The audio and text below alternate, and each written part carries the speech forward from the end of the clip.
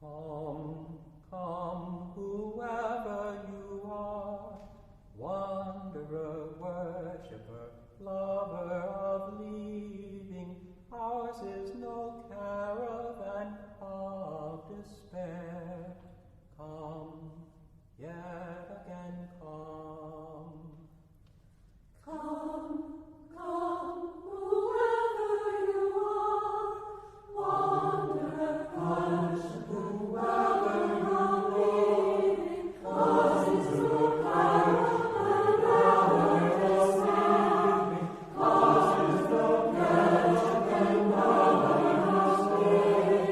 cause it's no caravan hour is standing, cause it's no caravan hour is waiting, cause it's no caravan hour is standing, cause it's no caravan hour is waiting, cause it's no caravan hour is standing, cause it's no caravan hour is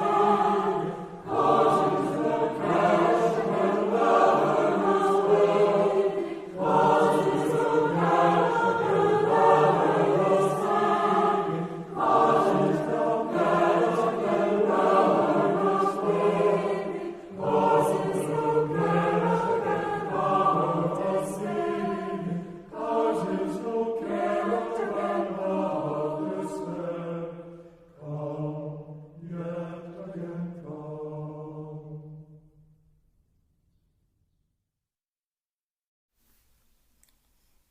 Good morning and welcome to the Sunday morning worship of the Unitarian Universalist Fellowship of Montgomery for April 19th, 2020.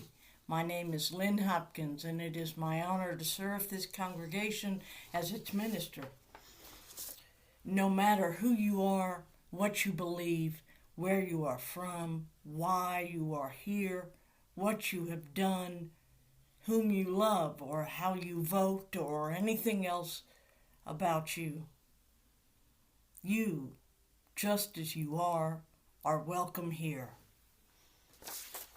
I'd like to invite you into this hour of worship with words from the Reverend Teresa Inez Soto. The 6 feet, the miles or kilometers, the masks between us, all of us, cannot stop what is true and what is love. All they can do is reconstitute it for a while. As the Zoom call, yes, even this, the text, the quick hello, the long listening, the food distribution, and every story and song, every recipe and solution is that yes, yes, to life, to yourself, and everyone else, yes.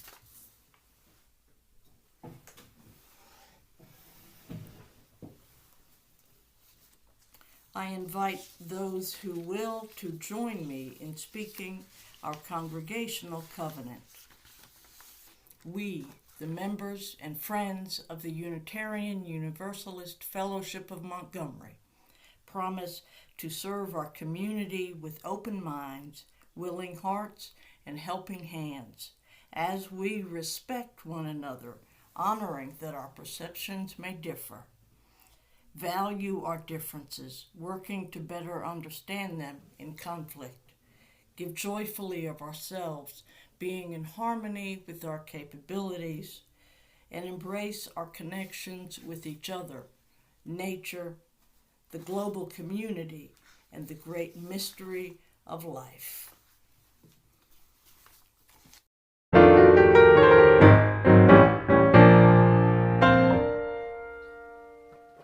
Hello, and welcome to Time for All Ages. So we've been reading for a while the story Loser by Jerry Spinelli.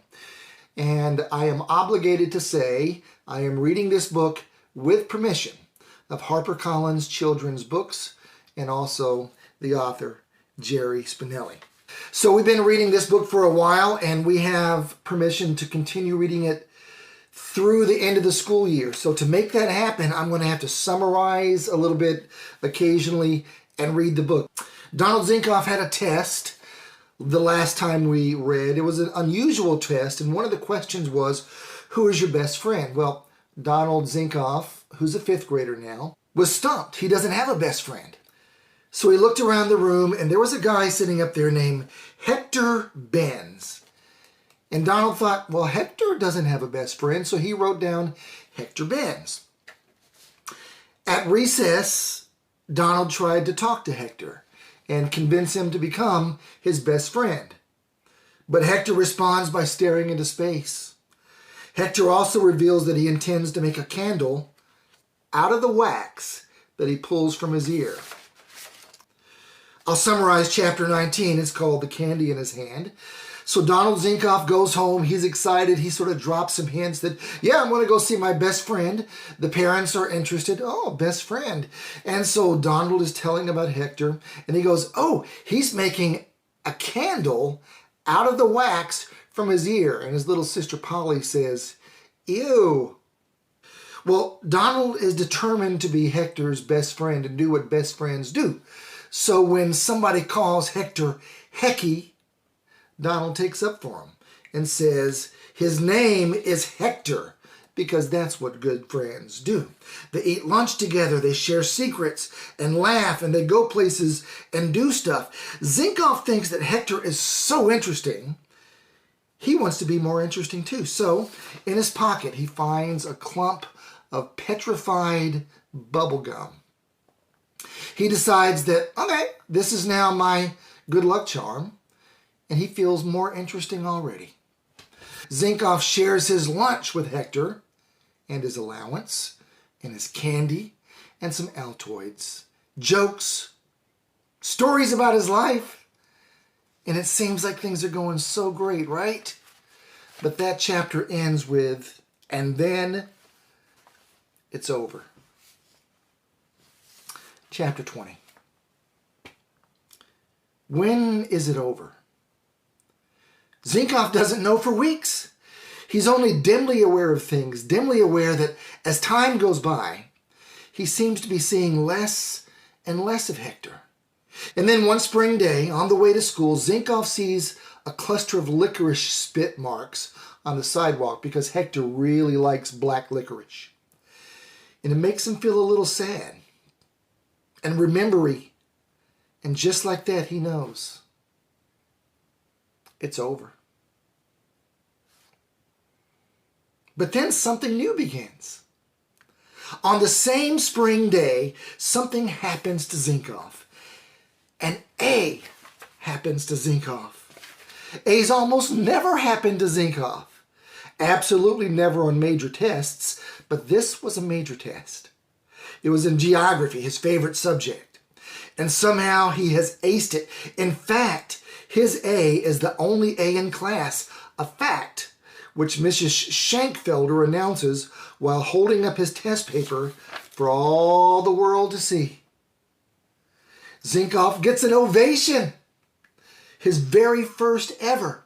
Several kids stand. Barry Hines whistles, though probably more to show off his whistle than to honor Donald Zinkoff.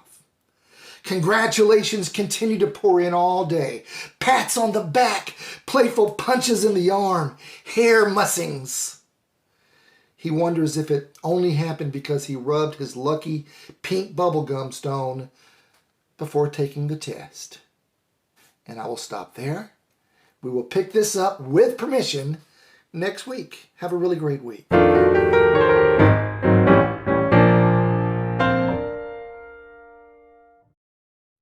When we gather in person, we have a practice at UUFM to mark the joys and the sorrows that we carry in our hearts by dropping a stone into the water of our community.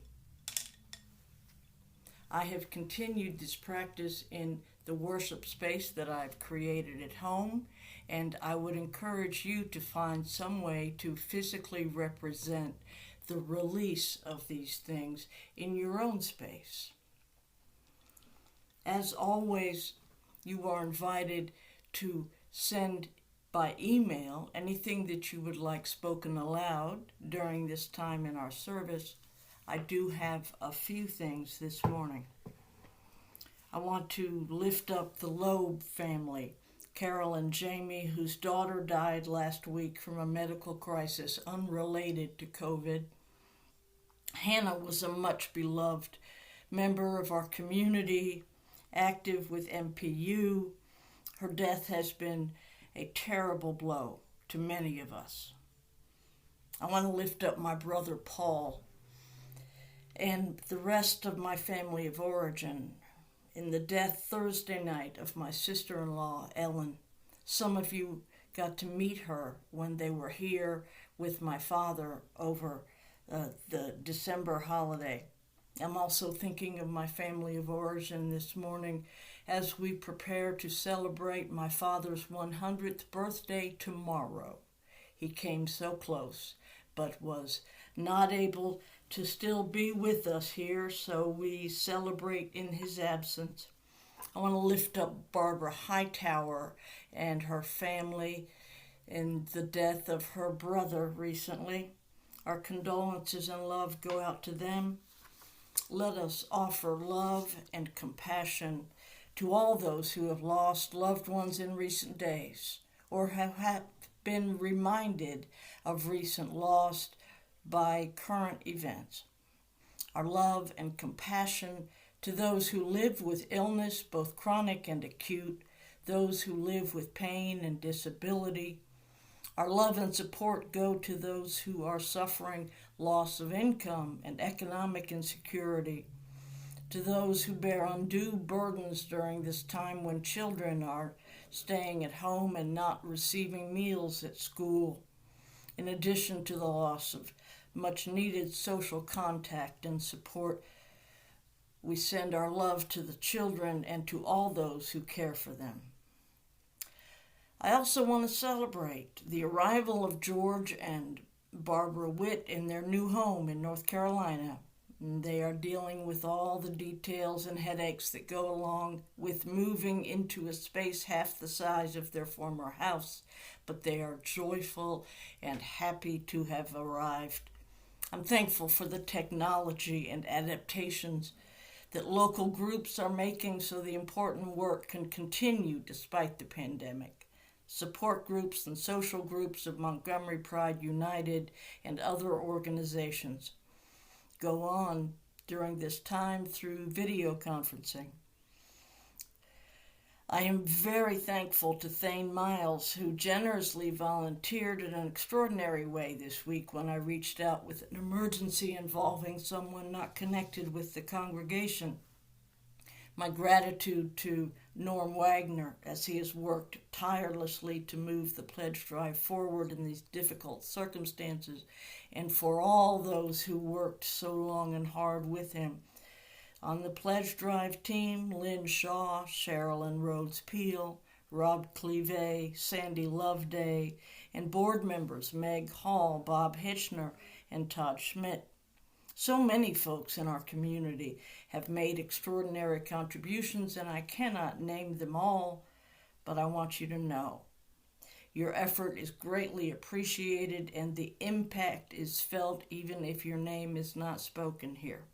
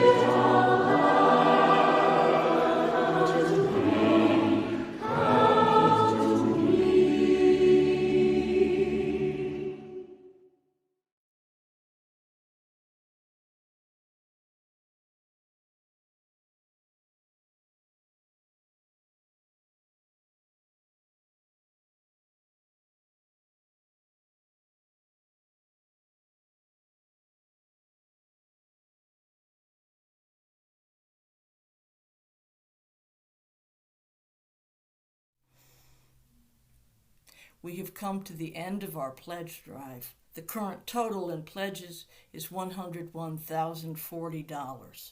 That figure is only about 2/3 of what it costs to keep the fellowship operating on its shoestring budget.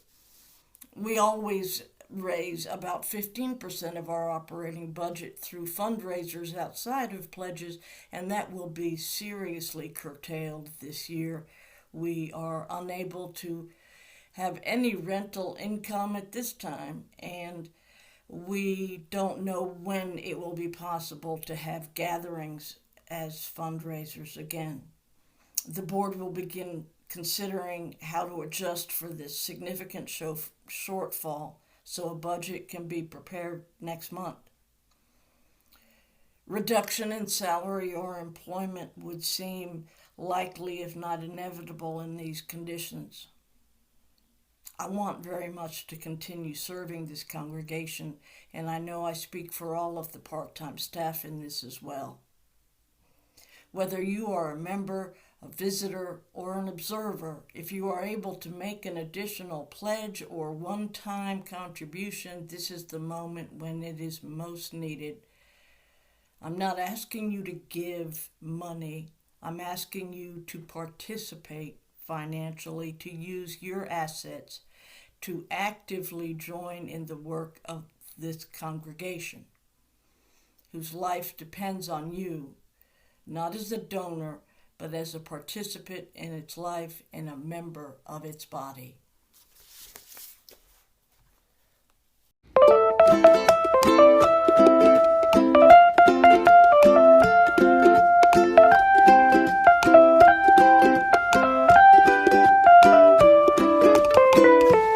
So like a ship lost out to sea, sliding far away from me. So like a ship that's run aground, grinding over sand, lost but also found. Please bring me back, please bring me back to myself.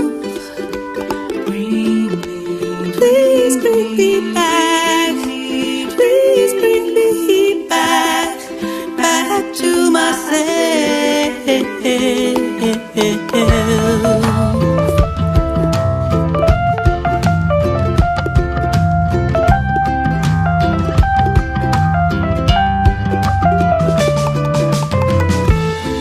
Like a kitten in a well, paddling for my life, sorry that I fell. If I go still and at the end, pour it on my head, make me rise again.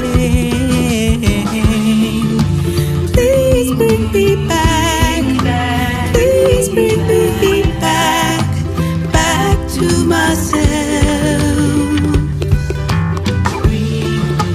Please bring me back, please bring me back to myself.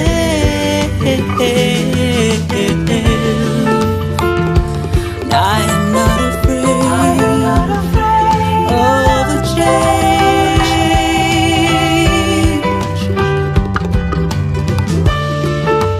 Though it might sound strange, I am not afraid.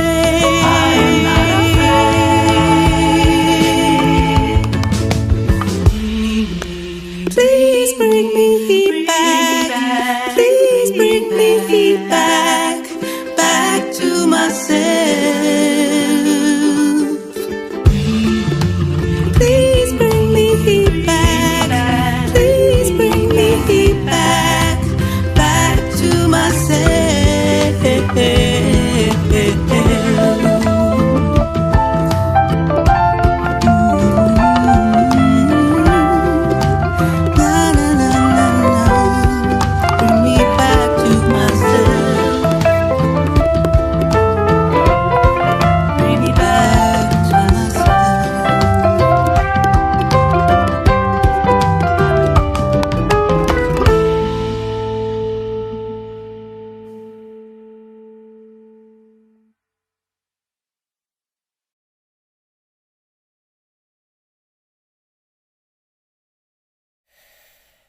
As you might imagine, it can be a real challenge to figure out what I'm supposed to be talking about on Sunday morning these days.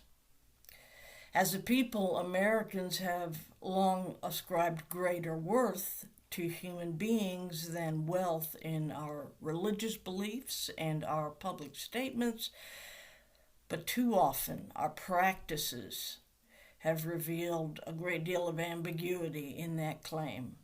Never has that been more true than it is in this moment, as both federal and state government officials seem to prioritize the health of business over the wellness and even the survival of the members of our society. How are we supposed to make sense of this? How are we supposed to respond? If you are hoping to hear my answers to those questions this morning, I will disappoint you. Like most of my clergy colleagues, like most of my activist comrades, like most of my fellow concerned citizens, I too am flailing and screaming and writing emails and making phone calls and praying and meditating because I can't be still, but I have not yet found a strategy or course of action that makes sense. I can make some suggestions from what has been helpful to me. Practically speaking, I recommend communicating with the governor and your legislators. Leave a voicemail, send an email, Twitter, Facebook, handwritten note. Whatever your preferred medium is, I urge you to use it and use more than one if you're up to it. Let them know it is not okay to sacrifice the safety and health of our parents and our children, our neighbors and our co-workers for the sake of someone's political advancement or commercial interests. There are sample letters all over the web if you need help finding the words. ACLU, SPLC, Alabama Arise, Faith in Action, to just name a few. Second, I recommend aligning yourself and participating in some group of people working to make positive impact. Personally, mine are Interfaith Montgomery and Faith in Action Alabama. But I also encourage you to make and maintain social connections. The core groups do that for some of us. Others have a small group of friends with whom they maintain contact by phone or video. But many people who are accustomed to connecting only during scheduled gatherings, like work or class or worship, continue to struggle with making those connections. If that is challenging for you, I can assure you that there are many others around you who share the challenge. And almost anyone you've ever had contact with, if you have their number or email address, will be very glad to hear that you're thinking of them and want to know how they're doing. No one has too much love in their lives right now, and every little bit is welcomed and appreciated. If you're facing extraordinary burdens like the loss of income or an illness, your own or family members, please let people know. We all crave ways to help others right now as we see so much suffering and struggle from a distance too great to have an impact. Your truth and the opportunity to be present for you is a gift and a blessing to others, no matter what your truth is. Someone asked me how I was going to talk about hope this week. In the midst of all this, I'm not going to talk about hope in the conventional sense, because the conventional understanding of hope is looking to a better future. I do believe in a better future, but I expect it will be so different from what we have known that I don't know how to talk about it, and I don't know how far off it might be. Instead, I want to talk about hope in the right now, the present moment. I want to shift the framework from surviving to living. And once I realized that, I knew exactly where to start. Rachel Naomi Remen is a doctor, a prominent professor of medicine, a counselor of doctors, a powerful writer and storyteller. Her practice with patients has been primarily dealing with terminal cancer. She's much more, too, but the key element of who she is, for me, is represented by her personal and professional focus on healing rather than curing. Her work is filled with ideas about wholeness and authenticity. In the face of so much helplessness and hopelessness all around us, and sometimes even within us, I am sustained by her reminding me that just because something can't be fixed doesn't mean it can't heal. Fixing, curing, that's about survival. And Remen invites us to consider instead healing, which is about living rather than just surviving. This book, Kitchen Table Wisdom, is a collection of very short stories from her own life. It fuels at least 100 sermons and easily dozens of second-hour or core group discussions. I cannot recommend it strongly enough. And I'd like to offer you just a little piece of her insight written over 2 decades ago.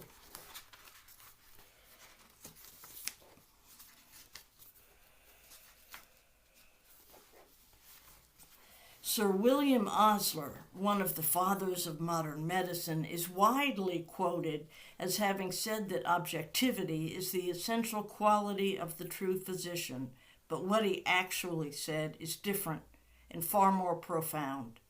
The original quote was in Latin, and it is the Latin word aequanimitas, which is usually translated as objectivity.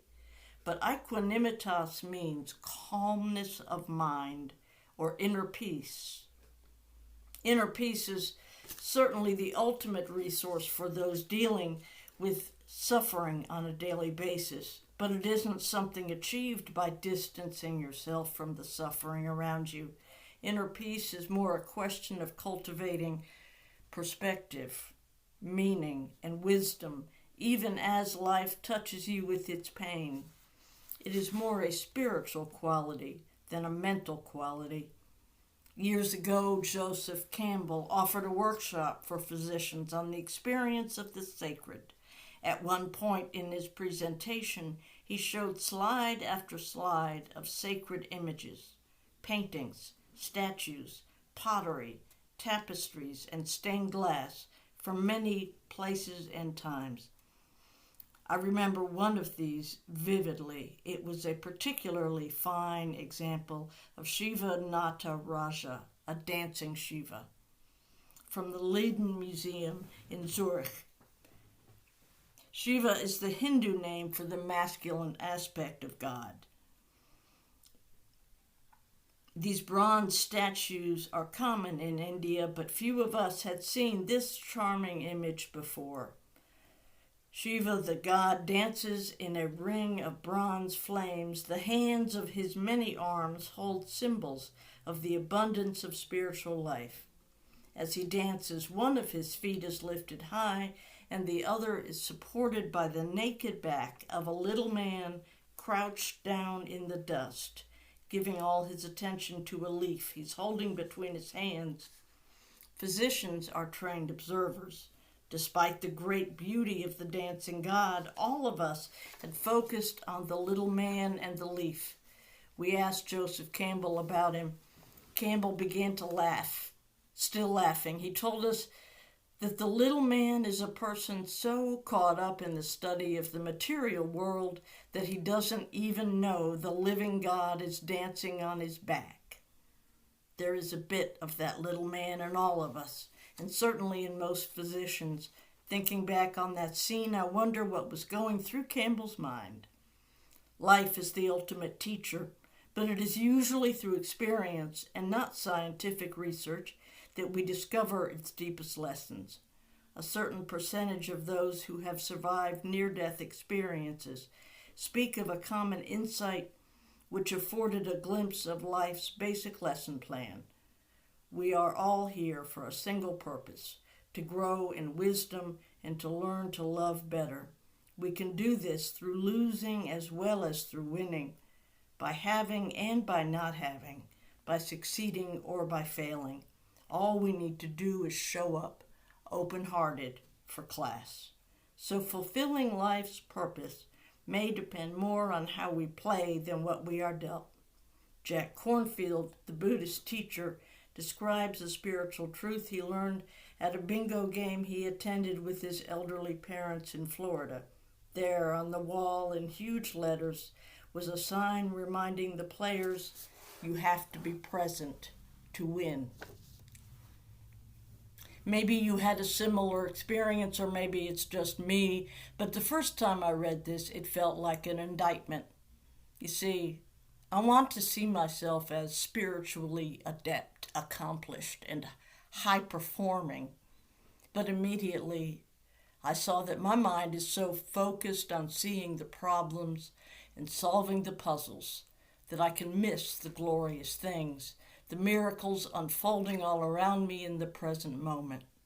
Upon returning to the story, I took a different approach.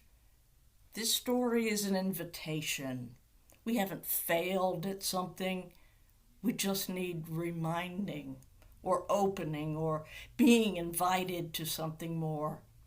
And in the state of woundedness or trauma, extreme stress or chaos, we'll need, or at least I'll need, to hear that invitation over and over again. I need to remember that while too many are dying, many more are living and growing and reaching out. While too many are suffering, many more are finding ways to serve and connect and heal. While the natural environment and our democratic system and the lives of vulnerable people are all under brutal assault. And we need never forget or ignore the things that demand our attention. Still, there are flowers and fish and butterflies all around. One does not negate the other. Continuously focusing on what is wrong, what needs fixing, will only eat us up inside. It will burn out all of our energy before anything is accomplished, and that serves no one. So perhaps it is only through awakening to the wonders in this moment that we are strengthened and encouraged and fortified to deal with those things that can threaten our survival.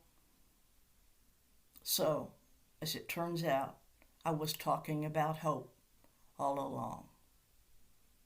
I hope that you will join us in second hour on Zoom. You will find the link here on the screen, in the chat, and on the front page of our website, uumontgomery.org.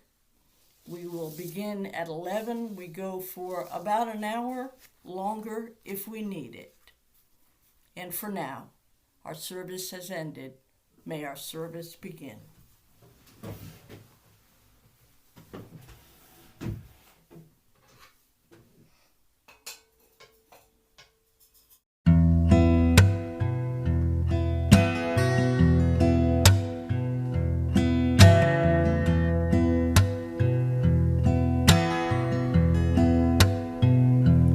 When I was a boy, each week on Sunday we would go to church and pay attention to the priest. He would read the holy word and consecrate the holy bread, and everyone would kneel and bow.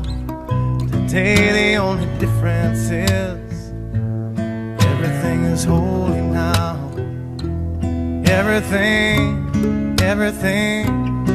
Everything is holy now.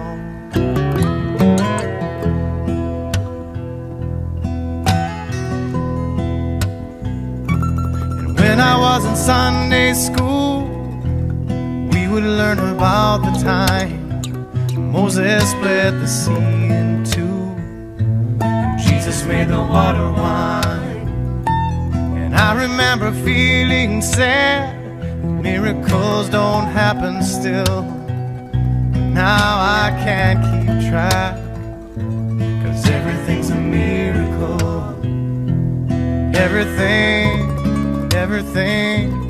Everything's a miracle.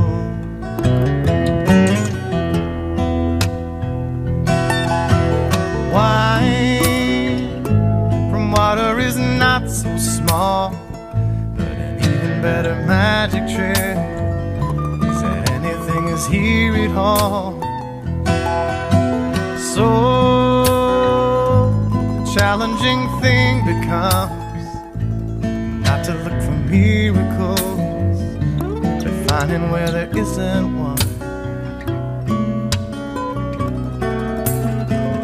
Holy water was rare at best, it barely wet my fingertips. But now I have to hold my breath like I'm swimming in a sea of it. It used to be a world half there, heaven's second-rate hand-me-down. But I walk it with a reverent air, 'cause everything is holy now.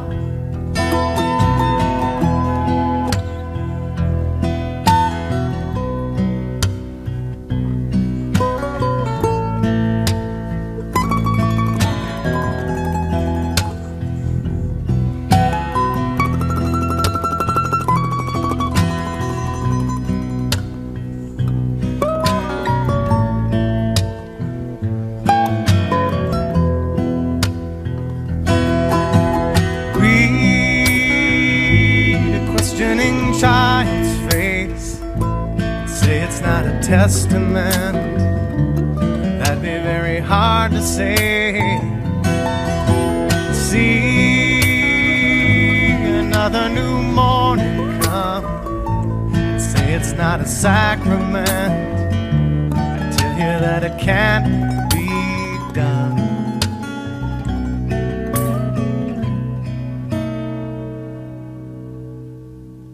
This morning outside I stood, I saw a little red-winged bird shining like a burning bush and singing like a scripture verse. It made me want to bow my head. I remember when church let out, how things have changed since then. Everything is holy now. It used to be a world half there, heaven's second-rate hand-me-down. But I walk it with a reverent air, 'cause everything is holy.